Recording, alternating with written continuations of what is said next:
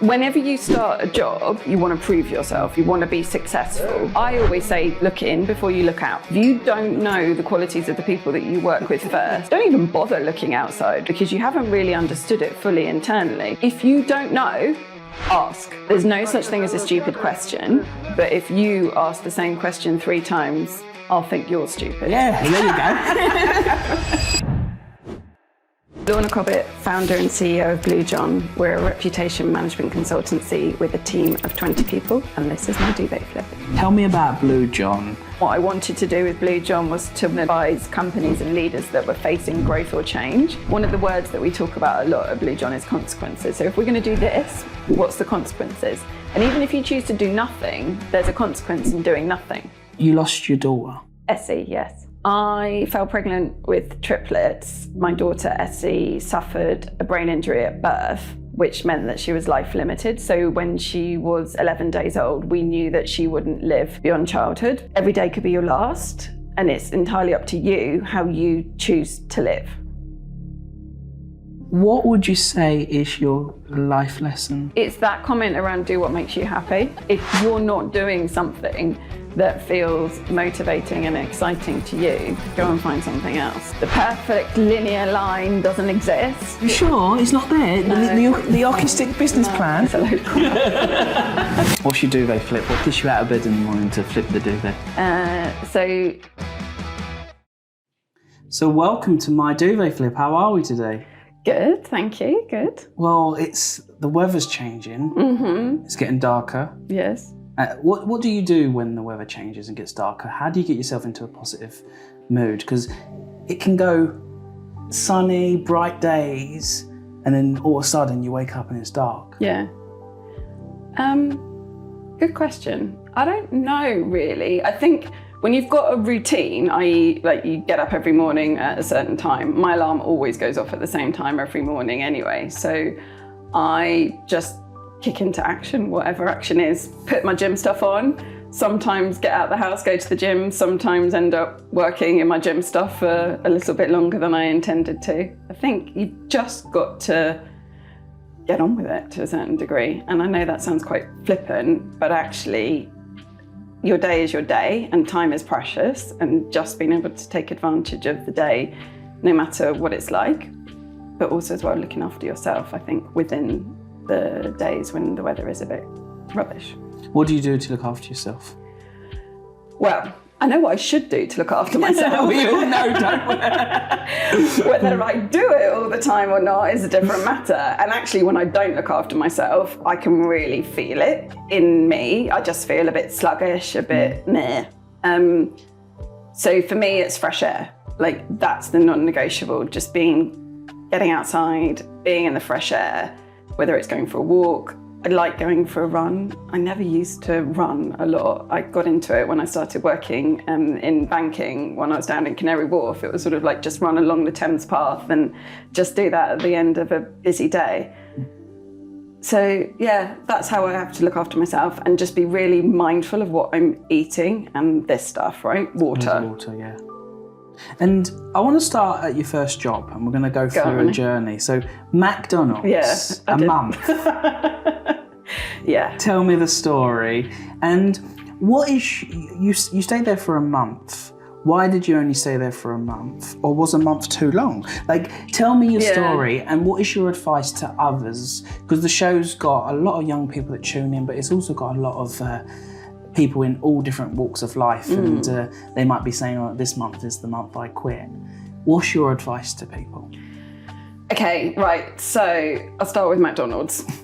Nothing against McDonald's, love it, kind of frequent it quite a few times, feeding my kids a Happy Meal and everything like that. But I got it as my first weekend job when I was at school, and it just wasn't me. And I know that sounds a bit silly, but I was there sort of behind in the kitchen making the burgers, and it felt like I wasn't using myself as much as possible in terms of who I am, skills, like wanting to speak to different people, engage with customers and all of that stuff. So I knew quite early it wasn't right for me, And then I started looking for my next Saturday job almost pretty much immediately. And that's why I left after a month, because I had something else lined up and I just needed to have some money for my Saturday job and stuff. So yeah, I did a month of making McMuffins for breakfast, hamburgers for lunch, and then ended up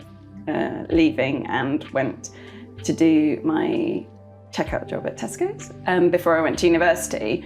But I think the one thing that I take from both McDonald's and also working at Tesco's is being able to speak to anyone to a certain degree. And if you're there working in a team, you have to get on with the people that you're working with. If you're there dealing with customers on a day in, day out, especially when you're working on the till at Tesco's, not everyone's going to come through with a sunny, cheery disposition. Some people are going to be a little bit grumpy. So it's just, I say it's important to just smile and say hello.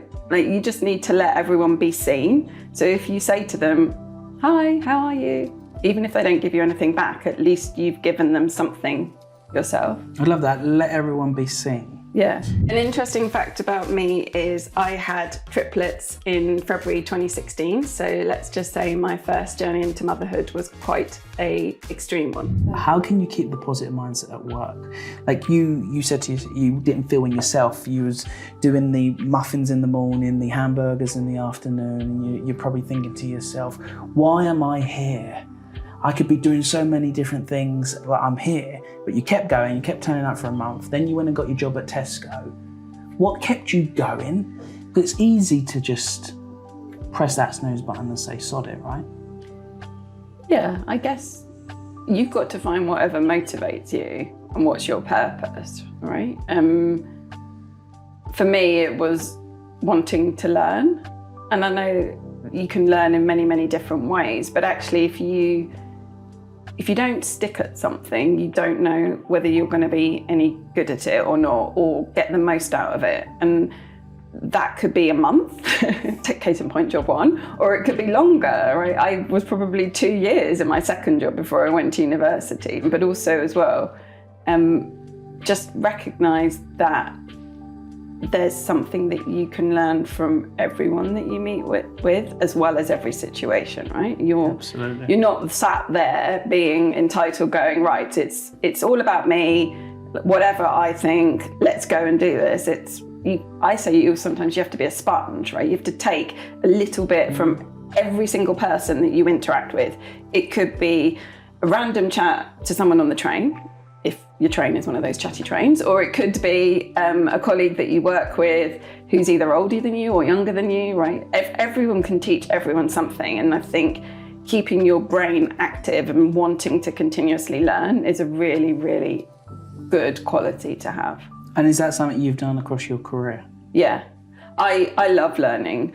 My brain works very fast, and I know how I get stimulated, right? I get stimulated from being around different people who maybe have got a different life experience to me or bring something different to the table, or I'll go and consume podcasts, case in point this one, or watch TED Talks or whatever it is, or just go and sit and watch something where I can learn and challenge my brain, and I'll be like, okay, right, what do I think? And I think that's the important thing as well. When you live in a world where there's so much information, don't take everything at face value. Always question it, right? So what does this mean? What do I think? Am I really comfortable with what I'm hearing in this particular situation? What can I learn? How can I take that and go and test it? I've got this slightly, I guess it's quite a good quality. I guess it has to be when you're an entrepreneur. It's kind of test and learn, right? So come up with an idea, go and test it, talk to people about it, refine it, and then put it out there, and it's the thing, right? But the thing never stays static, right? It always changes. So you've got this every meeting makes it even 1% better, right? No. I like that. Or they didn't gel with that. We'll take that out.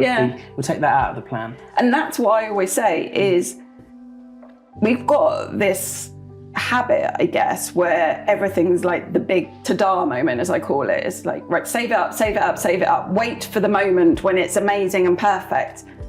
Doesn't exist, right?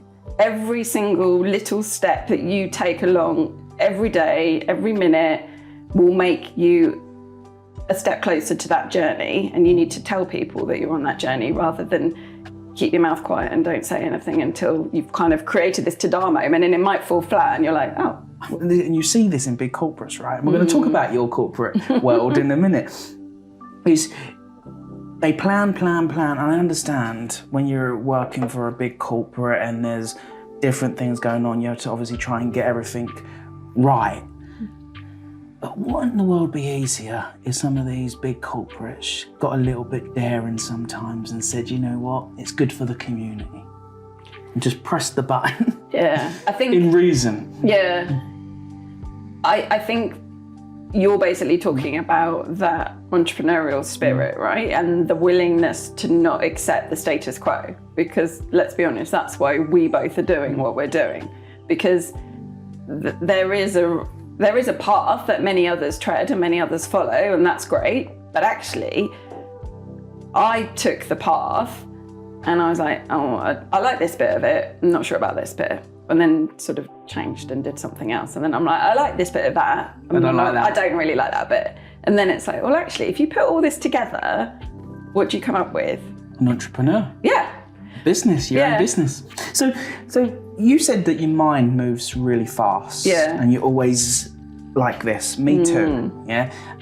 How, when you're a young individual, or whether you're going into a new job, first thing you're going to do, you want to get your hands on that role and see how you can make the biggest change and difference. But sometimes you need to slow down to then bring people on the carriage with you. What's your advice to people? So 2 things that I would say. Whenever you start a job, it's human nature, right? You want to prove yourself. You want to be good. You want to be successful. If you don't, you probably shouldn't necessarily be in that job. But actually, to your point, take a breath and almost figure out what are your foundational skills that you need to know to be able to get on. And it could be as simple as being able to navigate your way around the building seamlessly without getting lost every 5 minutes, or knowing who the different people are that you need to get to know to be able to do your job. I always say to teams and to colleagues, look in before you look out. If you don't know the qualities of the people that you work with first, and I'll use some jargon here, right, so forgive me. If you don't know the internal stakeholders that you're working with and who they are and how they can help you and how you can help them and what they can do to help you sort of accelerate your learning trajectory, don't even bother looking outside, right? Because you don't actually have permission to be able to talk about the job that you do, the company that you work for, because you haven't really understood it fully internally. So always take the time to figure out where you are and what you've got around you before you sort of start looking out the window at what's going on in the world going by.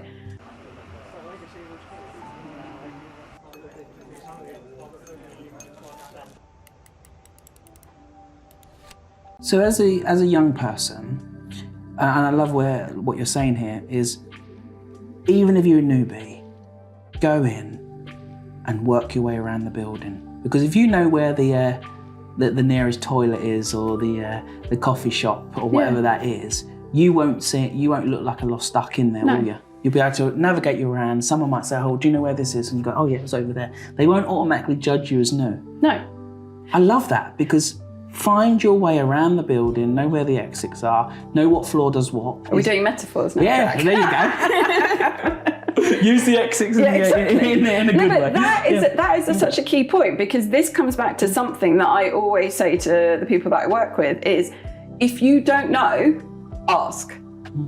So you're new, the best way you can help yourself do your job better, understand the company you work for, no matter what level you are, whether you've come in sort of like at the bottom or whether you've come in right at the top, right? Always ask questions, because there will be others, like I've just said, that can accelerate your journey. So if you don't know, always ask. And it's unbelievable the amount of people that don't do that. Because one of the things that I take away from investment banking more than anything else is the advice that I got, which is there's no such thing as a stupid question, but if you ask the same question 3 times, I'll think you're stupid. And that's kind of like in its bluntest form, right? But the essence is still there, right? If you don't know something, you ask it, And if you're still not quite sure, ask it again. But if you're really going to ask it a third time, is there something that you can do to go and help yourself, to go and either ask a colleague or ask someone else what's going on and what you need to know? So don't ask the questions 3 times to the same person. No. But ask it to 3 different people, right? See if you get the same answer. Yeah, well, the amount of times that I go into an organisation and I'll say to the receptionist, what has it been like this week here? Oh, busy. And then you ask someone else and they go, it's quiet. Based on where they are, isn't it? And That's human nature though, it's right? Human nature, right? Everyone interprets the same situation differently. That's what makes us special. That's why we're all unique. That's why I get so cross when people put labels or try to put people in boxes. It's like, you should be in a box on your own if you're going to be anywhere. You should be a label of one, because if you put a label on someone, then you're basically assuming that they're all the same thing. One thing that I'm trying really, really hard to do at the minute is to stop calling myself a working mum. It's like a really easy label to put against me, that it makes you, not necessarily you, because you've kind of got empathy to you, but it makes people externally go, she's going to be the one that school phones, she's going to be one that's going to stay at home when the kids are sick, she's not going to do this, she's not going to do that. Just because I've put that label on myself, it hasn't told you anything about me. You've been able to do things that others can't, like juggle career, be a mum, and everything in between. That's how I see it. I don't see it as, you're a working mum, so you're going to pick up the phone and you're going to be unreliable. How do we change the mindset in this? It gets me frustrated. No, I know. And so as someone who went to comprehensive school, parents didn't go to university, took myself to university, took myself into the city, I think the only way you can change people's opinions is by showing them what's possible. And I don't mean that in a, oh my God, look at me, aren't I amazing? I mean, if you don't go in and show these year 9, year 10, year 11, year 12 kids what is generally possible, if they choose a path, their own path, then they will have no reference point, because everyone tries to put themselves in a box. I want to be a lawyer. I want to be a doctor. I want to be a finance director. That was my thing. I wanted to be a finance director, drive a black Audi A4 and have 2 kids called Jake and Thea. Like, that was what was written in my 6th form yearbook. It's like, why was I trying to put myself in that box? In a box. Yeah. But until you know what's possible, people won't know what they could be, because everyone's going social media, influencer, just do it because it's easy. Life isn't easy. Shocker. So an interesting fact about Blue John is actually the origins of the company name. Blue John is a stone that's only found in England, and when it was discovered, the story goes that the French miners that were helping the locals discover it described it as Bleu John, so blue and yellow in French, but the locals misheard it and called it Blue John, and that's why we've named our company that.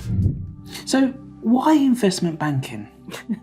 Like, what led you to the pathway, and how did you get, who influenced you into the industry? Was it your own influence? Yeah. How did you get into the industry? Yeah, so things that you know now that you didn't know when you were sort of like 18, 19 when you start university. Things I know now that I didn't know last week. As an entrepreneur, isn't it? Right.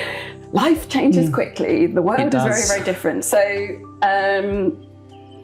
I went into investment banking because I did economics at university, and I was like, right, I want to work in the city and I want to make money. I don't like that as a justification, but it's the truth, right? I wanted to be as successful as I could be in the shortest possible time, and that was a route to being successful as I believed it. And because of doing economics at university, you kind of get into the world of what the Financial Times is, or you at least think you do. You don't until you kind of work in the city and see all of the mechanisms and everything that happens. And I just thought that that's what I wanted to do. I want to work with companies on their M&A transactions, mergers and acquisitions, when they buy and sell different things, help them raise money on the stock market. I wanted to work in New York. That's what I wanted to do. I was like, right, where is my, not escape, because I never really wanted to escape, but where is my opportunity to be the best as whatever I thought the best was. And you thought that was New York? I thought that was New York until I went there on training and realised they have beds under their desks. So I was like, yeah, maybe not. I went to New York and I was meant to do several meetings. I stayed in my hotel room for the whole 4 days. Too much? Literally, the funny story, I just came back from New Zealand and I was an International Special Advisor to New Zealand Prime Minister on Youth. So I did a tour over there all summer and then went into New York. And I thought, I'm so starving. So across the road was just a McDonald's. So I went into McDonald's, sat down. I thought, okay, burger and chips, why not? Yeah. And then someone just like started eating my chips. And I was anxious at the time. And when you've had not sleep, I was just like, you know what? I can't be bothered. So I cancelled my meetings and I stayed in the hotel.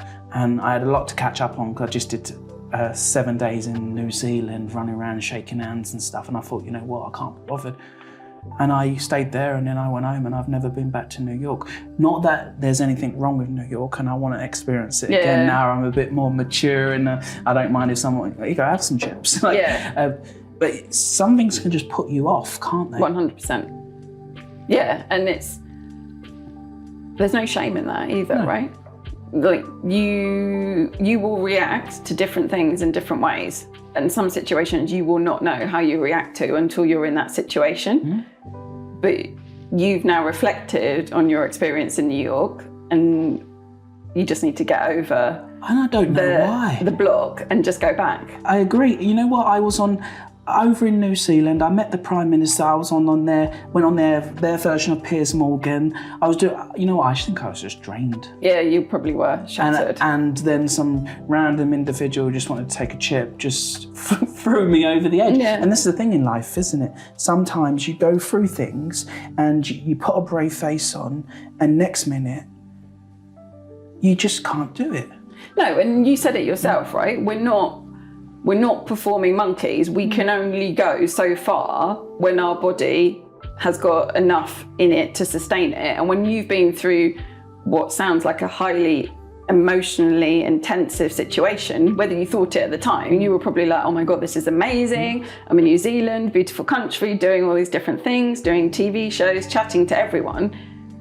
Each little thing like that takes a piece of you and you have to recharge yourself because otherwise you've given too much away and then you get to a point where battery is very, very low and you need to recharge yourself. So whatever that is, like for me, fresh air, running, just sitting on the sofa, watching box set TV, right? Whatever it is to recharge yourself, you just have to give yourself some space. And that happened to you in investment banking? And when you was working on the merger, the M&As and running around and obviously your golf's turning up at Canary Wharf and everything's happening. You're like, oh, okay. I mean, I didn't, it's not New York, but I'm in mini New York. I always see Canary Wharf as the mini New York kind of thing. No, it definitely is. I didn't know how much the industry took of me until I left. I used to go to sleep dreaming about Excel spreadsheets. I mean... That's fun. Yeah. I mean, I love Excel. Anyone that's ever worked with me or knows me knows that I'm there. Like, when you work in investment banking, you don't use the mouse. You have to learn all of your keyboard shortcuts. So anyone that knows me knows I love a spreadsheet. But when you're going to sleep and that's almost like the way your brain is, I don't know, digesting your day, it's not healthy, right? And when I left investment banking, I had quite severe like migraine headaches and almost like muscle ache, fatigue. And I thought I had the flu and I chatted to the doctor and they're like, have you just left a stressful situation or have you been through a stressful situation? I was like, well, I've just left my job in investment banking. And they're like, oh, probably is that.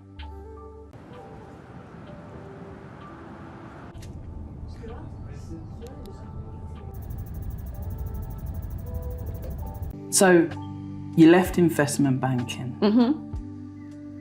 Why? What made that decision happen? What made you just say, you know what, I'm leaving? I loved my time in investment banking. but I also didn't like what type of person it was making me become to a certain degree, and just the life choices I was having to make. And this isn't an excuse, but it's hard to know what your journey looks like when you're in a team of 65 people and you're 29 years old and you're the most senior female in that team. So if you don't have, I call them relatable role models, if you don't have someone that you can relate to that makes it easy, I was just thinking, well, what am I doing this for? Who am I doing this for? I've been lucky enough to make enough money to be able to buy my flat in London, or to put the deposit down for my flat in London. So sort of what I wanted as success, I'd tick those boxes. But actually, I felt that there was more to my life than what I was becoming and what I was doing in that industry. What was it that made you come to that realization that actually I'm 28 years old, I'm the most senior female in the team, maybe it's time for me? What was that, your own reflection? Was that someone that... Yeah, it was my own. I think I just thought that there was more to life, but I didn't know what. So I left investment banking without a job to go to. I took best part of 18 months out before I found my next role. I was lucky enough to have some money saved so I could go travelling for a bit. I'm a rugby fan, so went to the Hong Kong Sevens for the rugby, went to Australia, went to New Zealand, went to the Cook Islands, went to Fiji, sort of decamped pretty much to the other side of the world for a fair chunk of time. And then when I came back, I was just doing contract work just to get some money. I'd rented my flat out in London. I'd gone back home to live with my parents when you're sort of just about to turn 30, slightly different experience. But I felt like if I was going to go and do something different, I wanted to not rush to go and find what was next. And I guess I've always been a little bit comfortable with that ambiguity of knowing that there is a way forward, but maybe not having perfect clarity as to what that looks like at that moment, but just trusting the process, trusting myself, trusting that if you ask enough questions, if you speak to enough people, things happen. Not necessarily doors open, but things can happen for you. So Blue John. Yes. Tell me about Blue John. What has been the early successes?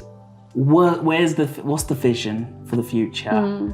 And why did you decide to set it up? When I left my last job, I was wondering what comes next. And there was a little bit of a now or never moment to a certain degree.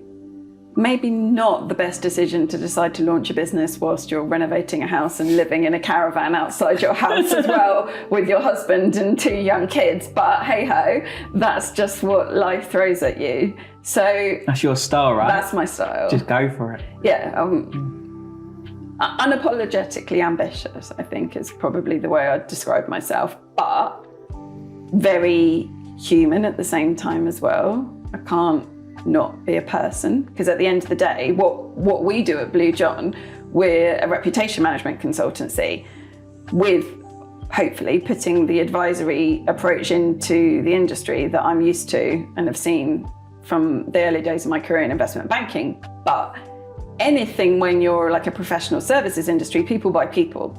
If you're not a person, they're not going to buy your business or your company or your ethos. So I don't believe in fate because I've had a daughter that died, so I can't believe in fate for that reason. But I think when things come together and there's almost like a perfect backdrop of circumstances, age, I mean, there's a reason, sorry Jack, I know you're not this old, but there's a reason why entrepreneurs tend to start businesses that are successful in their sort of mid-40s, because they've got that career trajectory behind them. And I've kind of put myself in a couple of little boxes along the way, but actually I haven't stayed in the boxes long enough. I've taken something from each job or each career pivot that I've taken or done over the years. What I felt and what I wanted to do with Blue John was to work and advise companies and leaders that were facing growth or change, but wanting to make the most out of all of those different stakeholder groups that they needed to manage their reputation within, whether it's investors, whether it's their employees, whether it's their customers, whether it's the regulator. And there's so many more different people. And the team that we have at Blue John are bringing insight and perspective from a whole range of different industries, but also asking questions. Like, we don't claim to know our client's industry perfectly. We can't, right? We're not there doing their business day in, day out. We're there as people that ask questions, that want to find out more, that be a bit of a critical friend and challenge them and just go, okay, right, if we're going to do this, one of the words that we talk about a lot at Blue John is consequences. So if we're going to do this, what's the consequences? And even if you choose to do nothing, there's a consequence in doing nothing. So people think when you come to reputation and managing your reputation, it's all or nothing. It's not. You can choose to be reactive in that situation. You can choose to be proactive. You can choose to do nothing. Each of those things all have consequences that you just need to work through and think about how they're going to manifest themselves and what actually could happen. An interesting fact around our industry is that it only takes a single voice to make a story now. So it could be a Glassdoor review, it could be a Facebook review, and everything is now a business story, which means that reputation as both a risk and an opportunity is a boardroom topic like never before. And there's a really interesting fact that Warren Buffett said, which is it takes 20 years to build a reputation and 5 minutes to ruin it. I want to talk about something. Go. If you don't mind. And you mentioned it briefly throughout, obviously, and I wanted to stay on Blue John and all the stuff. You lost your daughter. Essie, yes. So I fell pregnant with triplets that were born in February 2016. It was a bit of a shock, I'm not going to lie. I think my husband and I were like, oh, maybe we'll have twins, because there were twins throughout our family. But no, the girls decided to split. So we had identical girls and a boy. And my daughter, Essie, suffered a brain injury at birth, which meant that she was life limited. So when she was 11 days old, we knew that she wouldn't live beyond childhood, but nobody could put a number on that. So our world changed forever. Because when you've got a life-limited child, every day could be your last, and it's entirely up to you how you choose to live.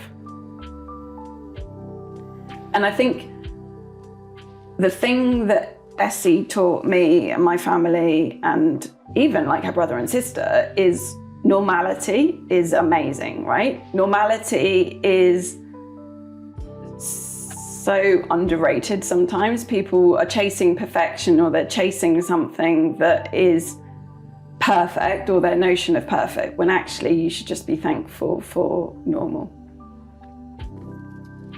And what have you done differently since Essie? Like how do you just sometimes just get up and without getting on with your day, but without thinking about it? You can't, right? It's the first thing you think about when you wake up. It's the last thing you think about when you go to sleep. But when you go through trauma and something's changed you, you need to recognize that you're going to be different and your life is going to be different. And with that, unfortunately, comes friends or situations that you just don't want to either be around, or they may even choose to not be around you. Because when you lose a child, you're the definition of every parent's worst nightmare. And you can't get away from that, right? I can't apologize for the fact that one of my children is not here and she died when she was 18 months old. I think you have a newfound empathy for anything that is a stigma, and unfortunately stigmas are far too prevalent in our society. My daughter was severely disabled, so disability is a stigma. Kind of speak to any parent of any child that's got additional needs. I mean, the fight is real, right? You get told no 1,000 times, and you have to be the voice of your child to get the yes that you get after having heard no. Grief is a stigma in society. People don't want to see anything that looks like a visible emotion on someone. Death is not talked about in society. When Roman and Eva went to primary school, I basically had to say to their primary school teacher, you're getting 3 children, you're not getting 2, because they will talk about their sister every day. And I am not going to apologise for the fact that you're going to have to explain to a class of children why they're talking about a sister that's dead, because that's not my problem. I'm not here to make my reality easy for people, right? It's my reality, it's what I have to face day in, day out. If you ask me, are your kids twins? I'll be like, no, they're triplets, their sister died. Like, that's matter of fact. And I think that's it's hard to find the good when you've gone through something so traumatic, but I think one of the good things, in inverted commas, that's come after life since Essie died is we speak to our children honestly. And I know that sounds silly, but if they ask a question, no matter what it is, they will get an honest answer. I hated it when Eva, my daughter, was like, Mummy, are you going to die? And I'm like, yes, I will one day. That's all you need to do when you're dealing with children and their brains are learning, which is you answer every single question honestly and you don't give them any more information. Because she'll come back maybe 3 days later and be like, so Mummy, how old will you be when you die? I'm like, well, I don't know, darling. Again, you just answer the question, you don't give them more information. And I think that is quite an interesting skill, because I think, well, we're obviously doing a podcast, which is a lot of talking, but I think people generally talk too much sometimes when they don't need to, especially when they're trying to explain something that's hard. And for people who have not been through trauma, what is your advice to them to support people who have or going through trauma? Like, what is your advice? You never know what's going on in someone's life, ever. They might show you, they might tell you, they might not. So not as necessarily assume the worst, but treat everyone with kindness and treat everyone how you want to be treated, and see everyone. And I know that sounds slightly flippant, but every single person in this world deserves to be seen. Unfortunately, there are too many people that aren't seen. So if you can go through your career, your life, by having empathy, and as we've talked about already, like smiling and saying hello to people, you don't know what impact that might have on someone's day. So just keep your eyes open and see everyone. Thank you for sharing.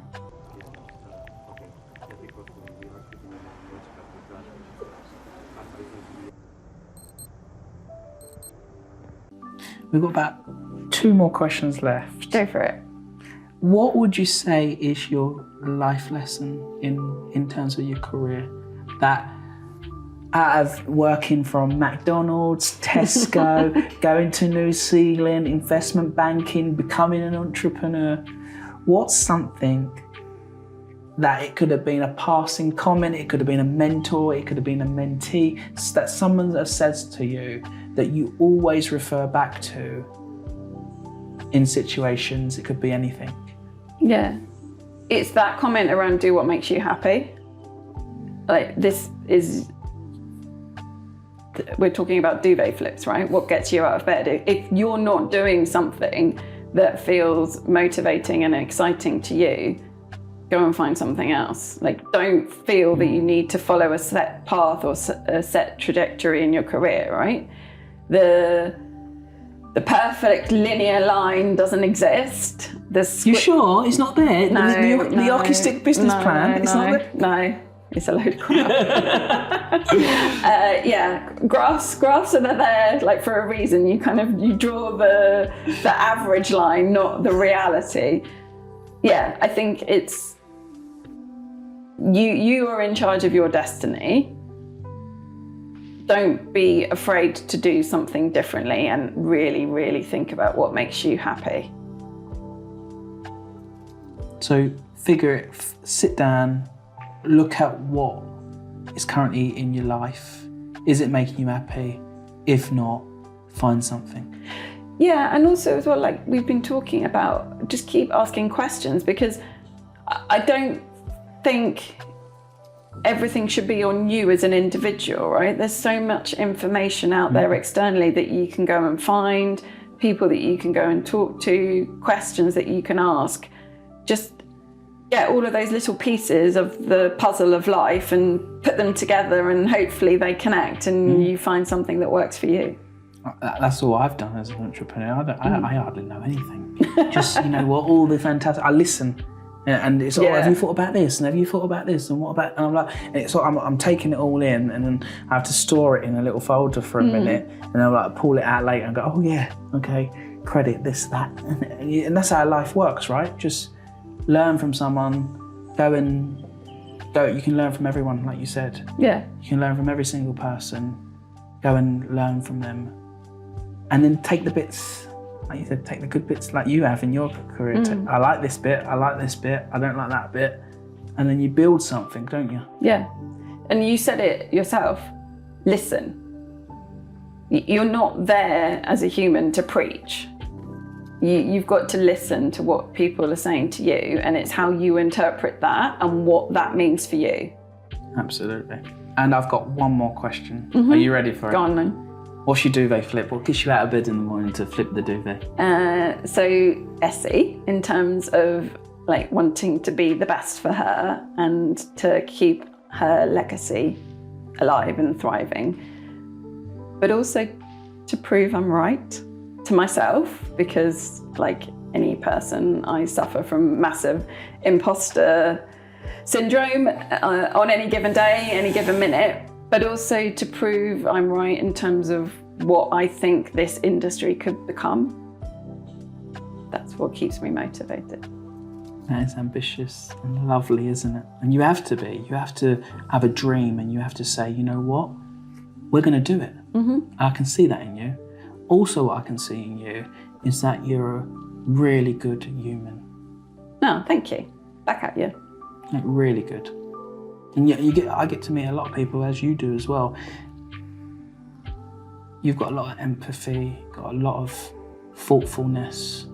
You're a big thinker. And I've only spent an hour with you. So I see you. Yeah, thank you. And thank you for coming on my duvet flip, being your authentic self, sharing around your career, but also your personal life. Essie, and I just want to say thank you. You're welcome. Thank you for having me.